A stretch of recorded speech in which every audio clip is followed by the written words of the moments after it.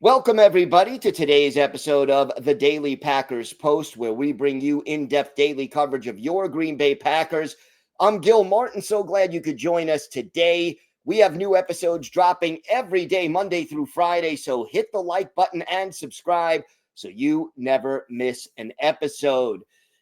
The Packers wound up their mandatory OTAs on Thursday. Now it's all quiet until training camp opens in late July. And, the Packers put a nice little bow on OTAs, and Jordan Love, in particular, had a strong offseason and is eager to respond to critics who have said that he regressed or took a step back in 2024. And why is that the case? Why do some people think that? Well, I think the key is this.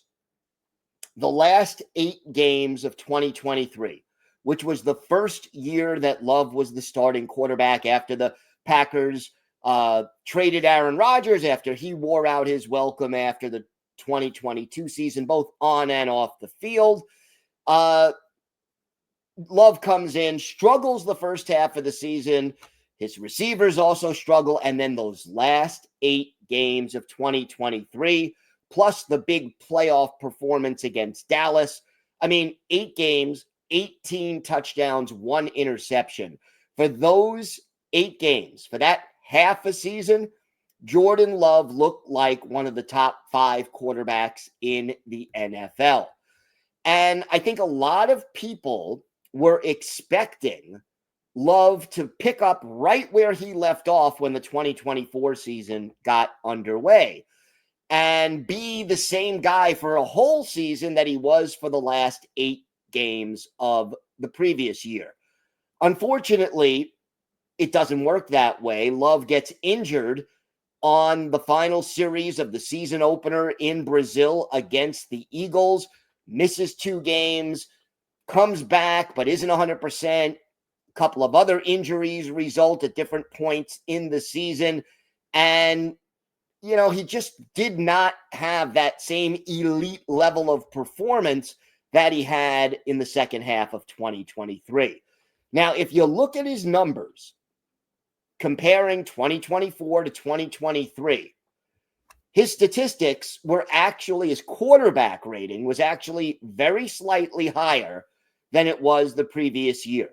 So overall, Love made, let's not even say progress. He was the same level of quarterback in 2024 for the whole season that he was in 2023. No, he wasn't the red hot elite performer that he was down the stretch in 2023, but he did make a little progress, and the team won 2 more games last year than they did the previous season.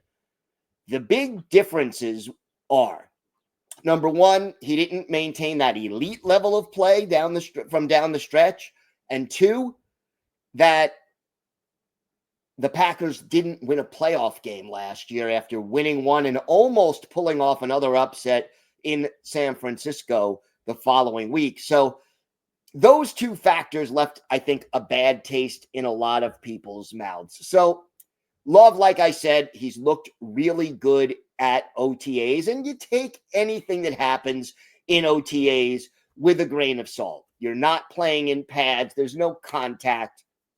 But Love has looked sharp. He's been throwing the ball decisively. He closed out practice on Wednesday, for example, with an absolute dime of a throw to Mecole Hardman that went for a long touchdown. And, Matt LaFleur said it was a great throw. He hit the guy right in stride. Again, all of this, great, but you take it with a grain of salt. It's June, after all.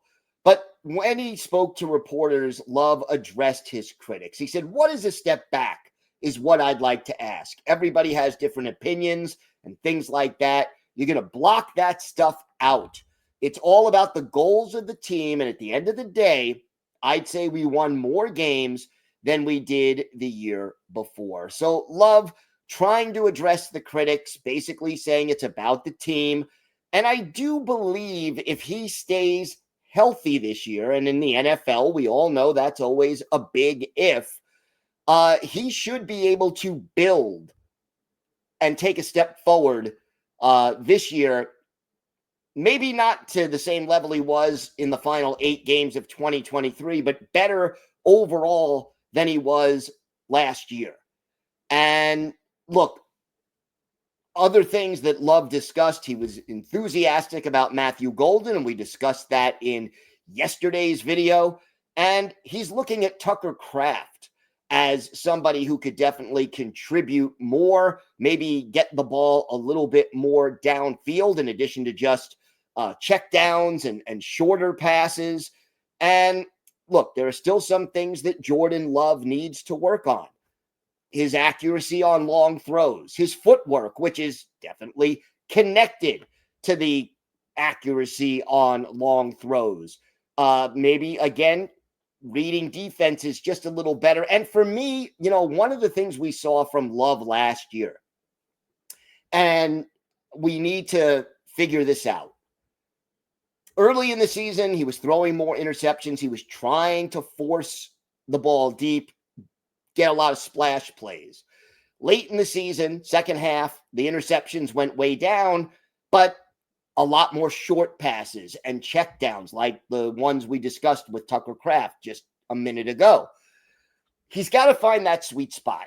You've got to be able to take those checkdowns and know when it's the right time to try to get those deep passes going. And whether or not Matthew Golden and his 4.29 speed in the 40 can help that, whether Luke Musgrave can stretch the field a little bit, if you can get Dontavian Wicks and Jaden Reed to be more consistent on holding on to the ball, all of these things can help.